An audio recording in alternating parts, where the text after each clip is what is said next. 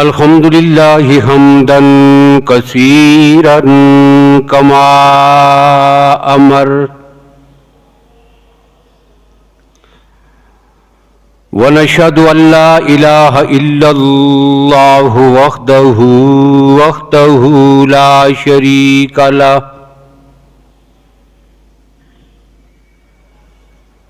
لا شريك له في الخلق والأمر إرغاما لمن جحد به وكفر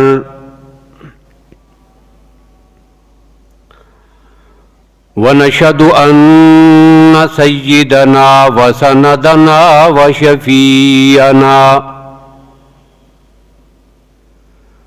وشفيعنا محمدا عبده ورسوله أما بعد فأعوذ بالله من الشيطان الرجيم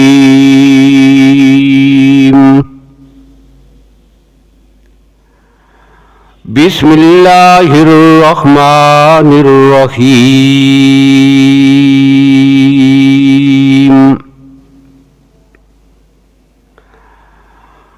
ثاني اثنين إذ هما في الغار إذ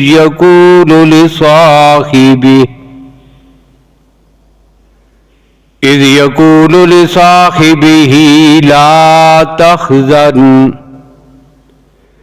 إن الله معنا صدق الله مولانا العظيم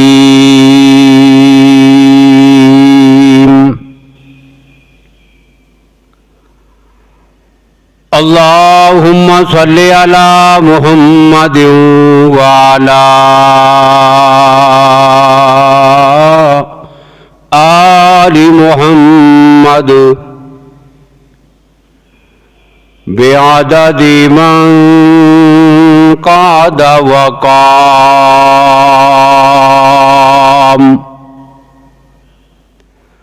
وصل على محمد وعلى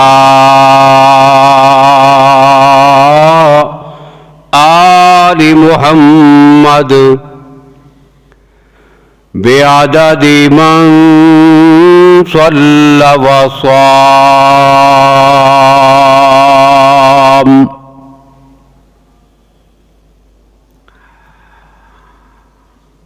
قابل صد احترام بزرگوں، بھائیوں، عزیز دوستو،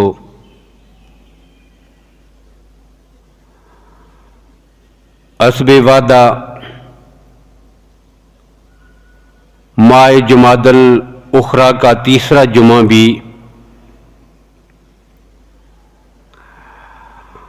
امام صدق و صفا پیکر عشق و وفا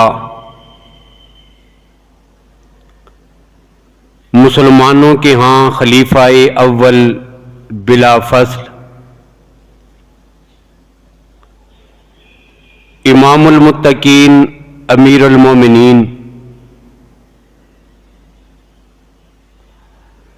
سیدنا صدیق اکبر رضی اللہ تعالی عنہ کے نام ہے۔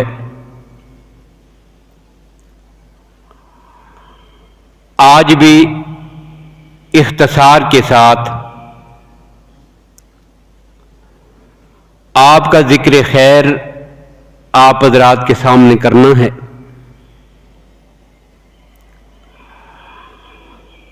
آپ کی کنیت ابو بکر ہے، نام عبداللہ ہے۔ اب کنیت عموماً والد یا بیٹے کے نام سے ہوتی ہے، لیکن یہ ایک کلیہ نہیں کہ ہر موقع پر کنیت بیٹے یا والد کے نام سے ہی ہو، بلکہ کئی ناموں میں یہ کنیت کسی خاص صفت اور خصلت کی بنیاد پر پڑ جاتی ہے، اور ہر کنیت میں ابو کا معنی والد نہیں ہوتا، بلکہ کہیں پر اس کا معنی والا بھی ہوتا ہے۔ سیدنا ابو ہریرہ رضی اللہ تعالیٰ عنہ، اب یہ کنیت ہے، اور ابو ہریرہ کا معنی ہے بلیوں والا۔ سیدنا ابو تراب سیدنا علی رضی اللہ تعالیٰ عنہ کی ایک کنیت ہے، ابو الحسن بھی ہے، ابو تراب بھی ہے۔ اب ابو الحسن جو ہے وہ پیغمبر کے نواسے حسن کی وجہ سے ہے، لیکن تراب آپ کا کوئی بیٹا نہیں تھا۔ اب ابو تراب کا معنی ہے مٹی والا، کہ سیدنا علی رضی اللہ عنہ مسجد میں کچی زمین پر لیٹے تھے،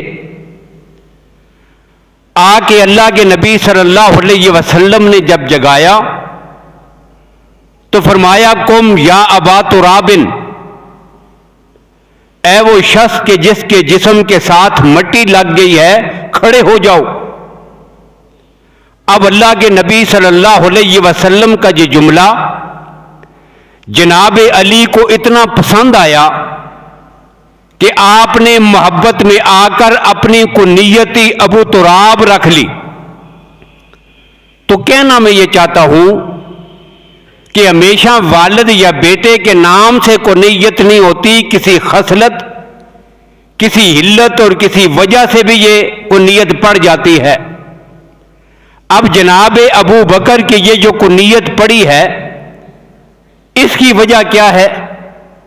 تو مفسرین اور سیرت نگاروں نے لکھا کنیہ ابا بکرن، کہ آپ کی کنیت پڑی ہے لابتکار ہی لخصال الخمیدہ، کہ پیغمبر کے آ جانے کے بعد پھر ان کی زندگی میں کوئی اچھا کام ایسا نہیں تھا کہ جس میں سب سے پہلے ابو بکر نے نمبر نہ حاصل کیا ہو۔ اب یہی وجہ تھی، بکر کا معنی ہوتا ہے سب سے پہلے آنے والا، جو ہر کار خیر میں سب سے پہلے آئے اس کو ابو بکر صدیق کہتے ہیں رضی اللہ تعالی۔ یہ وجہ ہے، اور خود سیدنا علی رضی اللہ تعالیٰ عنہ بھی یہی وجہ ذکر کرتے ہیں، فرماتے ہیں لوگوں ابو بکر کون ہے؟ مستبقنا الی خیر قط الا سبقنا ابو بکر، ہم کسی بھی نیکی کے کام کے لیے دوڑ کر گئے، سب کی تڑپ تھی، سب کی تمنا تھی، سب کی چاہت تھی، ایک سے بڑھ کر ایک یہ چاہتا تھا اس نیکی کے کام میں میں آگے بڑھ جاؤں، لیکن جب وہاں پہنچ کے دیکھا تو اللہ نے کسی اور کو ہی آگے کھڑا کیا ہوا تھا۔ لوگوں اسی کو ابو بکر کہتے ہیں، جو ہر کار خیر میں سب سے آگے بڑھ جائے۔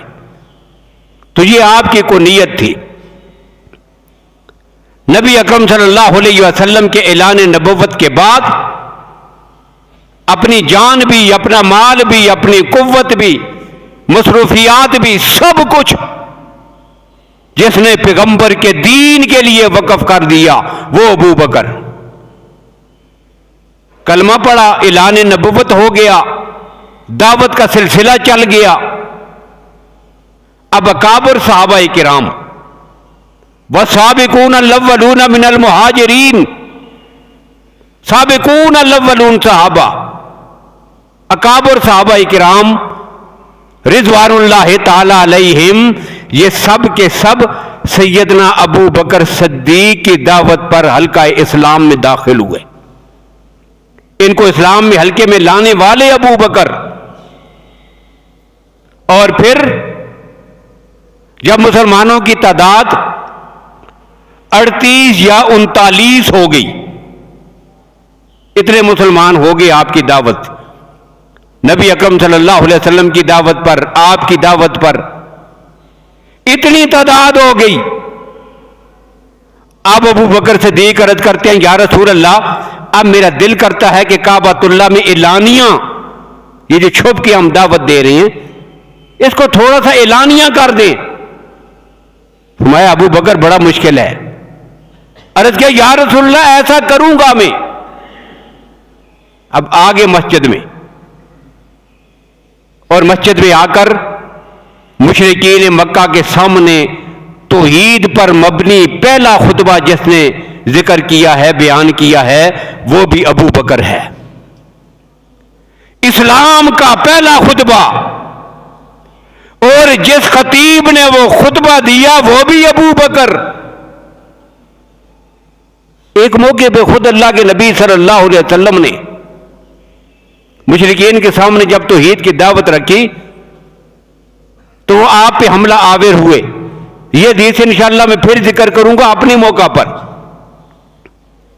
یہ دوسرا موقع تھا, یہ الگ موقع ہے, اس کے علاوہ ہے. اب صدیق اکبر نے کھڑے ہو کر اللہ کی توحید کی دعوت دی, نبی اکرم صلی اللہ علیہ وسلم کی رسالت کا پرچار کیا تو وہ آپ پہ حملہ آور ہو گئے. تشدد کیا, اتنا مارا کہ صدیق اکبر بے ہوش ہو کے گر پڑے. اٹھا کے گھر لایا گیا. تشدد کرنے والے بھی پریشان تھے. خدا نہ خواستہ ابو بکر کو کچھ ہو گیا تو پھر ہم پہ کیا گزرے گی, ہماری جان نہیں چھوٹے گی ان کے خاندان سے. اب اس حالت میں اٹھا کے ان کو لایا گیا. سارا دن گزر گیا. شام کے وقت صدیق اکبر ہوش میں آئے. اب گھر میں ہیں, بے ہوش ہیں, ہوش میں آئے. اب پاس آپ کی والدہ محترمہ کھڑی ہیں. اب سب سے پہلا جو سوال کیا, والدہ جان مجھے بتائیے ما فعل برسول اللہ, میرے نبی کا کیا حال ہے. یہ محبت ہے, یہ پیار ہے. اب پاس جو لوگ تھے آئے ہوئے انہوں نے کہا کہ بھائی پھر اسی نبی کی بات کرتے ہو جس پیغمبر کا ساتھ دینے کی وجہ سے یہ حالت ہوئی, پھر اسی کی بات کرتے ہو. انہوں نے کہا بس صرف ایک کی بات کرنی ہے اور مجھے اس وقت تک سکون نہیں آئے گا کہ جب تک میں اپنی آنکھوں سے اللہ کے نبی کا دیدار نہ کر لوں. شام کا وقت ہوا. ان کی والدہ اور سیدنا حضرت عمر رضی اللہ تعالیٰ عنہ کی بہن, یہ دونوں خواتین آپ کو پکڑ کر پاؤں زمین پہ گھسٹ رہے ہیں. چل نہیں سکتے, کھڑے نہیں ہو سکتے, بیٹھ نہیں سکتے. ان دونوں کے سہارے پاؤں زمین پر گھسٹتے ہوئے قریب کے گھر میں نبی اکرم صلی اللہ علیہ وسلم کے گھر میں جا پہنچے. اب نظر پڑی پیغمبر کے چہرے پر. فرمایا اب مجھے سکون آ گیا. اب بیٹھ تو نہیں سکتے, جیسے ہی پہنچے تو لٹا دیا گیا. اب یہاں پہ احادیث میں جو آگے جملے ہیں ان سے اندازہ ہوتا ہے کہ نبی اور صدیق کا آپس میں تعلق کتنا گہرا ہے, یہ محبت اور پیار کتنا ہے. ایک طرف ابو بکر صدیق پیغمبر کے لیے اتنی مار کھائی, بے ہوش رہے سارا دن, اور جب ہوش میں آئے نہ کچھ کھاتے ہیں نہ کچھ پیتے ہیں. کہتے ہیں میرا ایک ہی کام ہے, مجھے جا کے دکھا دو میرے نبی کا حال کیا ہے, میں ان کو دیکھنا چاہتا ہوں. اب یہاں تو سکون ہو گیا. اب دوسرا جو وہاں کا منظر تھا, صدیق اکبر پہنچے, لٹا دیا گیا. اب حدیث میں ہے فَأَقَبَّ عَلَيَّ رسول اللہ صلی اللہ علیہ وسلم. اب اللہ کے نبی قریب آئے. اب قریب آ کے کسی بیمار کو, کسی زخمی کو, کسی کو دیکھنے کے مختلف طریقے ہوتے ہیں. اب ایک طریقہ یہ ہوتا ہے آدمی سیدھا جا کے چرپائی کے پاس کھڑا ہے اور کھڑے کھڑے جو ہے اس سے باتیں بھی کر رہا ہے, اس سے پوچھ بھی رہا ہے, اس کو دیکھ بھی رہا ہے, کھڑے کھڑے دیکھ رہا. اب ایک طریقہ تھوڑا اور ہے, تھوڑا سا آگے آدمی جھک جاتا ہے, اس کے قریب ہو جاتا ہے, یہ طریقہ ہے. اب یہاں حدیث میں ہے فَأَقَبَّ عَلَيَّ رَسُولُ اللَّهِ صلی اللہ علیہ وسلم فَقَبَّلَهُ،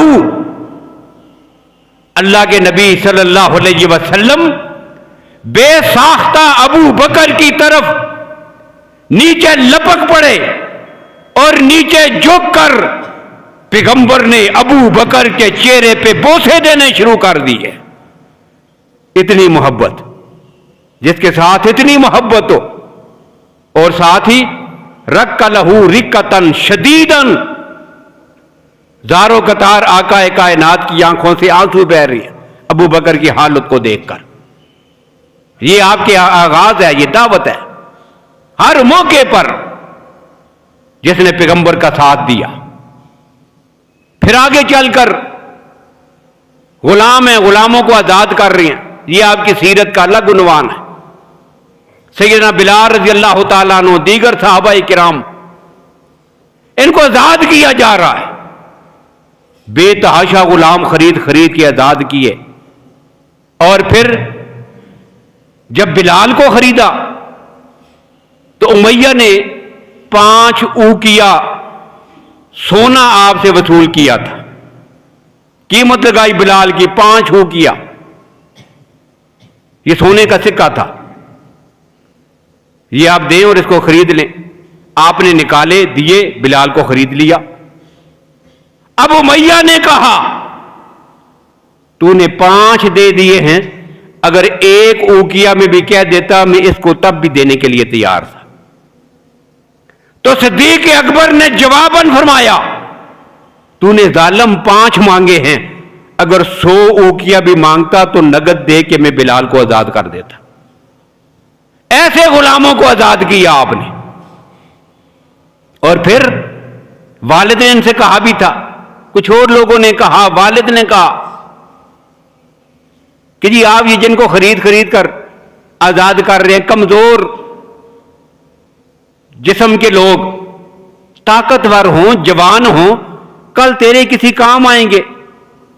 ظاہر ہے آپ آزاد کرتے ہیں تو آپ کا احسان ہے ان کے سر، کل وہ تیرے کام آئیں گے، کوئی ضرورت پڑ سکتی ہے، تو ایسے لوگوں کو آزاد کیا کر. تو صدیق اکبر رضی اللہ عنہ نے جواب میں عرض کیا، والد محترم یہ کام میں اپنی ضرورت کو پورا کرنے کے لیے نہیں، اپنے رب کی رضا کے لیے کرتا ہوں.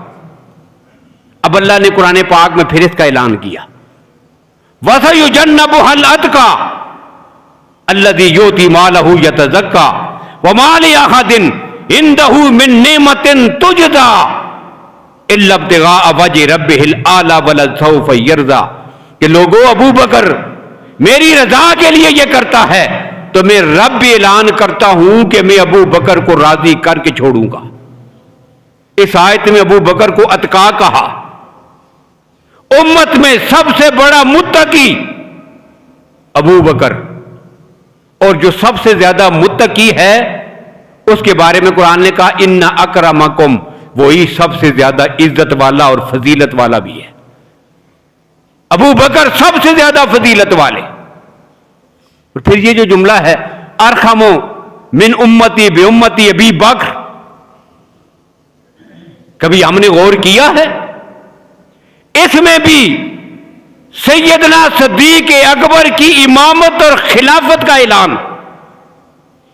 یہ جو حدیث ہے نا ہم جمعے میں کہتے ہیں ارحم بے امتی من امتی ابی بکر، اب رحم کون کرتا ہے؟ چھوٹا بچہ، اس کو سکھایا جائے گا بڑوں پہ رحم کیا کرو؟ نہیں، آپ چھوٹے بچوں کو ہم سکھاتے ہیں کہ جی بڑے پہ رحم کیا کریں. نہیں، چھوٹے کو کہتے ہیں بڑے کا ادب کیا کر،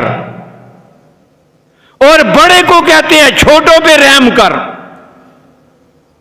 رعایا سے کہتے ہیں حاکم وقت کی بات مان، اور وقت کے حکمران سے کہتے ہیں اپنی رعایا پہ رحم کر.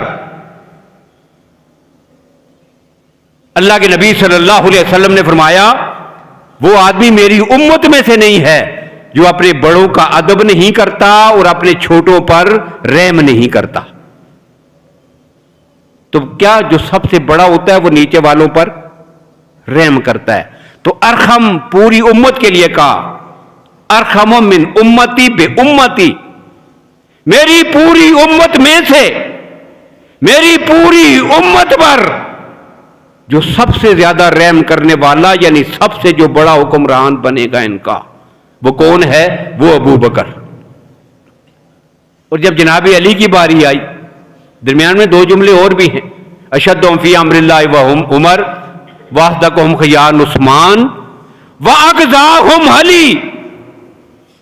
اب اس موقع پہ جو اعلان کیا تو حضرت علی کو سب سے بڑا قاضی کہا۔ اب یاد رکھیں یہ دو منصب الگ الگ ہوتے ہیں، ایک حاکم ہوتا ہے، ایک قاضی ہوتا ہے، ایک انتظامیہ ہوتی ہے، ایک عدلیہ ہوتی ہے۔ اب حاکم وہ انتظامی سربراہ ہوتا ہے، امور کا انتظامی امور کا سربراہ ہوتا ہے، اور قاضی وقت جو ہے وہ عدالتی امور کا سربراہ ہوتا ہے۔ اب آدمی خود ہی، جو آدمی خود حکمران ہوتا ہے وہ قاضی نہیں ہوتا، صدر مملکت چیف جسٹس تو نہیں ہوتا، وہ اپنے وقت کا جج نہیں ہوتا، صدر اور ہوتا ہے، جج اس کے ماتحت اور ہوتے ہیں۔ اب جناب علی کے متعلق فرمایا وَأَقْضَاهُمْ عَلِيٌّ، اور جب سیدنا علی خلیفہ بنے تو ان کے دور میں یہ قاضی نہیں تھے، ان کا قاضی تو جناب قاضی شرح رحمت اللہ تعالی علیہ یہ دیگر کچھ ذات تھے۔ اب یہ قاضی کب تھے؟ جب خلافت ابو بکر کی تھی۔ علی قاضی تب تھے کہ جب خلافت جناب عمر کی ہے، یہ علی قاضی تب ہیں کہ جب خلافت جناب عثمان کی ہے۔ اب گویا کہ یہ جملہ ہم سمجھے نہیں، یہ سنیت کا عقیدہ جو ہر جمعے میں جس کا پرچار کیا جاتا ہے، اس جملے کو ہم سمجھے ہی نہیں۔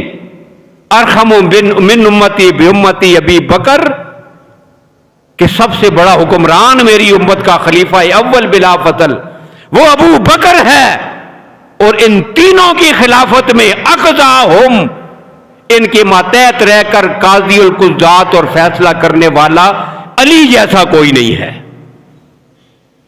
یہ مسئلہ اور یہ عقیدہ اس میں بتایا جا رہا ہے۔ تو خیر یہ دعوت تھی آپ کی، غلاموں کو آزاد کرنا تھا۔ پھر آگے چل کر ہجرت میں اللہ نے جو عظمت آپ کو عطا کی، آگے پوچھا یا رسول اللہ ہجرت کروں؟ اللہ کے نبی نے فرمایا لا تعجل لعل اللہ ان یجعل لک صاحبا، ٹھہر ابو بکر جلدی نہ کر، اللہ نے تیرے ساتھ کسی کو لے کے جانا ہے، تیرا کوئی رفیق سفر بنے گا، تو کسی کا رفیق سفر بنے گا، ٹھہر جا ابھی، روکے۔ اور پھر ایک دن وہ آ گیا، جبریل امین آگے، یا رسول اللہ ہجرت کر جائیے۔ تفسیر حسن عسکری اس شخص کی لکھی ہوئی کہ جن کے متعلق ان کے پیروکاروں کا یہ دعویٰ ہے کہ وہ معصوم من الخطا ہے، ان کے ماننے والے انہیں معصوم مانتے ہیں، انبیاء اور رسول سے افضل مانتے ہیں، مختار کل مانتے ہیں، مفترض الاطاعت مانتے ہیں، حلال و حرام پہ قادر اور اس کا اختیار رکھنے والا مانتے ہیں۔ اتنی بڑی شخصیت کی لکھی ہوئی تفسیر اب تفسیر حسن عسکری میں ہے کیا؟ جبریل امین آگے، یا رسول اللہ ان اللہ قد امرک ان تستصحب ابا بکر، اللہ حکم فرماتے ہیں ابو بکر کو ساتھ لے کے جانا ہے۔ اچھا، بلایا ابو بکر کو، اللہ نے حکم دیا ہے تجھے ساتھ لے کے جاؤں، لیکن یہ کوئی آسان راستہ نہیں، بڑی مشکلات ہیں، بڑا نقصان ہوگا، تکلیفیں اٹھاؤ گے، جان سے بھی جا سکتے ہیں ہم، بتاؤ کیا کرو گے؟ اب اسی جگہ پہ ہے، آپ نے کہا یا رسول اللہ اگر مجھے اتنی زندگی دی جائے جتنی حضرت آدم سے آخری انسان تک، دنیا کی ساری آسائشیں میرے قدموں میں ڈھیر ہوں، مزے کے ساتھ اتنی لمبی زندگی بسر کروں، میں ایسی زندگی پہ لعنت بھیج کر ایسی زندگی کو ترجیح دینا چاہتا ہوں اتنی لمبی زندگی مجھے پیغمبر کی محبت میں ستایا جائے، میرے جسم کے ٹکڑے کیے جائیں، مجھے تختہ دار پہ لٹکایا جائے، آپ کے لیے سب کچھ قربان کرنے کے لیے تیار ہوں، مالی و ولدی و نفسی الا فداؤک، میری جان بھی، میرا مال بھی، میری اولاد بھی، یا رسول اللہ یہ سب کے سب آپ کے قدموں پہ قربان کرنے کو تیار ہوں۔ یہ جواب تھا۔ اب جب حکم ہوا آیا تھا، وہاں پہ بھی اللہ نے ساتھ ایک جملہ کہا تھا، ان تستسقب ابا بکر، ابو بکر سے کہو وہ ساتھ جائے۔ یا اللہ وہ کیوں جائے؟ انہ ان آنسک و آزرک و ساہدک، کمال ہے ایک جملہ نہیں، انہ ان آنسک، انس آنسا، ابو بکر سے بڑھ کر آپ کا غمخار کوئی نہیں ہے۔ انہ ان آنسک، اگر وہ آپ کا غمخار رہا، آزرک کذر اخرج شطہ فآزرہ، زمین سے ایک کومپل نکلتی ہے پھر بڑھ کر مضبوط ہو جاتی ہے، آزرہ آپ کے لیے قوت کا ذریعہ اور سبب ہے، ساہدہ کا آپ کی مدد کرنے والا اور معاون ہے، وثبت علی تعاہدک و تعاقدک، آپ کے ساتھ کیے جانے والے ہر وعدے اور معاہدے پر ثابت قدم رہنے والا ہے، وفی الجنت من رفقائک وفی غرفاتها من خلصائک، یہ پہلے کہا اللہ نے کہ وہ جنت میں آپ کا رفیق ہوگا، اور جنت کے بالا خانوں میں تنہائی میں بیٹھ کر جو تیرے ساتھ باتیں کیا کرے گا وہ بھی ابو بکر ہوگا۔ اب بلا کے پوچھا گیا، جواب بھی سن لیا، اب کیا فیصلہ، کیا پتا کہ جو آدمی زبان سے کہتا ہے وہی اس کے دل میں ہو۔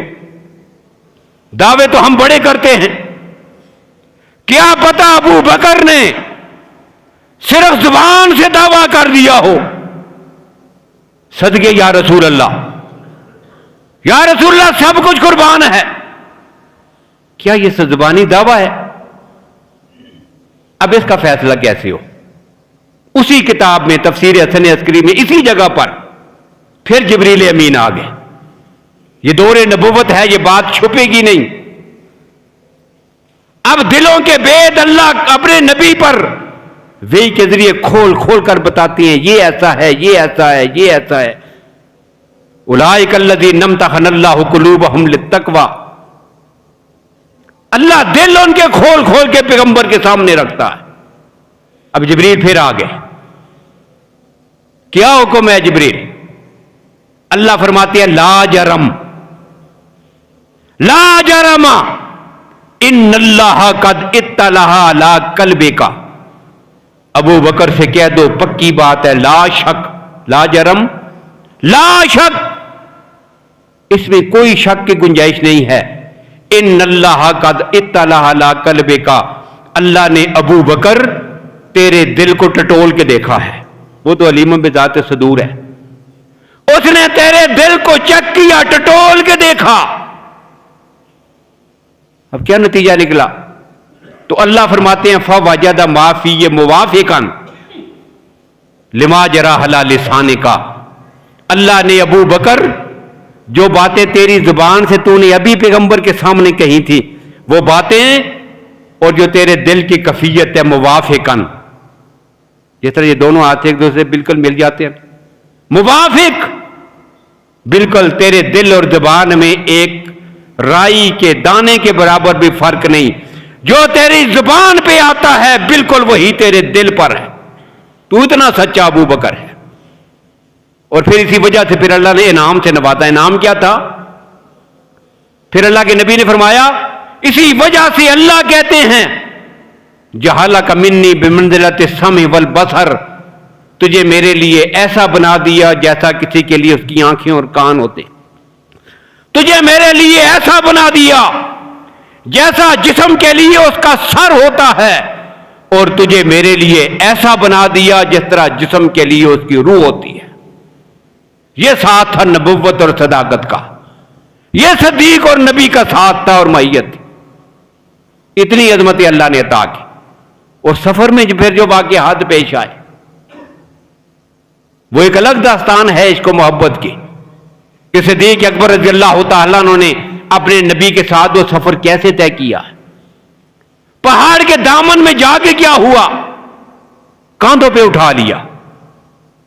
یا رسول اللہ آپ تھک کے ہوں گے، آپ کے پاؤں زخمی ہو گئے ہیں، آپ تھک کے ہوں گے، آئیے میرے کاندھوں پر۔ اللہ کے نبی صلی اللہ علیہ وسلم صدیق اکبر کے کاندھوں پہ بیٹھ گئے، کاندھوں پہ اٹھا کے اوپر تک لے گئے۔ ایک موقع اور بھی تھا، مکہ فتح ہوا، مکہ فتح ہوا، تصویریں لگی ہیں دیواروں کے ساتھ، اونچی جگہ پر ہیں۔ اللہ کے نبی صلی اللہ علیہ وسلم نے فرمایا یہ تصویریں صاف کرنی ہیں، بت تو توڑ دیے گئے، اب تصویریں بھی صاف کرنی ہیں۔ اللہ کے نبی فرماتے ہیں میں دیوار کے ساتھ کھڑا ہوتا ہوں، علی آؤ۔ اب یہ دو روایات ہیں، یہ علی پیغمبر کا نواسا علی ہے یا یہ علی پیغمبر کے چچازاد بھائی دماد پیغمبر سیدنا علی ہیں، دونوں روایات ہیں۔ جو بھی ہو، اللہ کے نبی نے فرمایا علی آؤ میرے کاندھوں پہ کھڑی ہو جاؤ، میں دیوار کے ساتھ کھڑا ہوتا ہوں، صاف کر دو انہیں۔ ازرائے ادب عرض کیا تھا یا رسول اللہ میں نیچے کھڑا ہوتا ہوں، آپ میرے کاندھوں پہ بیٹھ جائیے، میں نیچے کھڑا ہوتا ہوں۔ تو اللہ کے نبی نے فرمایا تھا لا تستطیع حمل ثقل النبوہ، علی تو نبوت کا بوجھ نہیں اٹھا سکتا، نہیں اٹھا سکو گے۔ لیکن یہاں اللہ کے نبی نے صدیق اکبر سے نہیں فرمایا کہ ابو بکر تو نبوت کا بوجھ نہیں اٹھا سکتا، اور پیغمبر نے صدیق اکبر کے کاندھوں پر بیٹھ کر گویا انسانیت کو بتا دیا ہے کہ جو آج نبوت کا بوجھ اٹھا سکتا ہے میرے دنیا سے جانے کے بعد خلافت کا بوجھ بھی یہی اٹھا سکے گا۔ غار تک لے گئے نبی اکرم صلی اللہ علیہ وسلم۔ پھر اگلا سفر ام معبد کے خیمے میں، وہاں بھی صدیق اکبر ساتھ ہے۔ مسجد قباء کے پاس پہنچے، صدیق اکبر اس کی تعمیر میں وہاں بھی ساتھ۔ مسجد نبی میں وہاں بھی آپ کے ساتھ۔ اب زمین خریدی گئی، مسجد نبی کی زمین خرید لی گئی ہے، اب تعمیر کرنی ہے۔ اللہ کے نبی تشریف لائے، پہلا پتھر اللہ کے نبی نے رکھا مسجد نبی کی تعمیر کے لیے، اور پھر فرمایا اینا ابو بکر، ابو بکر کہاں ہیں؟ آگے آئیں گے، ایک پتھر آپ اس کے ساتھ جوڑ کے رکھ دیں۔ عمر کہاں ہے؟ وہ آگے دوسرا پتھر ساتھ جوڑ کے انہوں نے رکھ دیا۔ عثمان کہاں ہے؟ تیسرا پتھر ساتھ جوڑ کے انہوں نے رکھ دیا۔ اب قدم قدم پہ اللہ کے نبی مسئلہ بتا رہے ہیں کہ لوگوں میرے بعد ابو بکر ہے، پھر عمر ہے، پھر حضرت عثمان۔ تو یہ صدیق اکبر رضی اللہ تعالیٰ عنہ کی ذات گرامی ہے۔ انشاءاللہ ان کے فضائل پھر آپ کے سامنے ذکر ہوں گے۔ اللہ تعالیٰ ہمیں تمام صحابہ کرام آل بیت اعظام رضی اللہ تعالیٰ عنہ کی سچی محبت عقیدت نصیب فرمائیں، ان کی سیرت اور کردار کو پڑھنے کی، اس پہ عمل پیرا ہونے کی توفیق نصیب فرمائیں۔ وآخر دعوانا ان الحمد للہ رب العالمین۔